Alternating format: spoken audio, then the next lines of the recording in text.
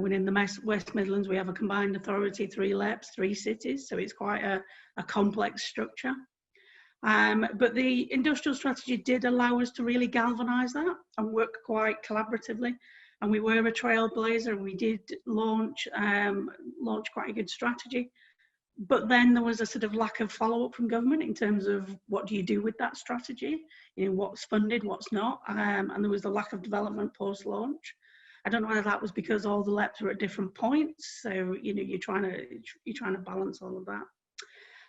What I would say about the impact of COVID-19 has led to an adaptation of those asks, because we had to go through a process of reviewing the evidence, looking at whether those asks were still correct, understanding how we could flex those asks, but it did place us quite well rapidly to be able to put together a recovery plan that was, on the whole, well researched and agreed across the region.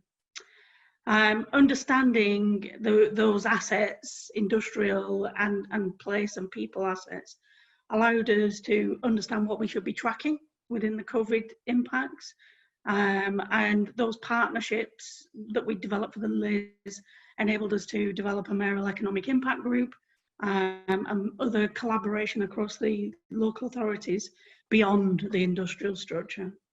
I am concerned, however, that this process of local industrial strategies now gets lost, that the momentum behind it doesn't continue, that the advantages that maybe the West Midlands and Manchester, etc., that went first, it's disadvantaging other areas and other LEPs.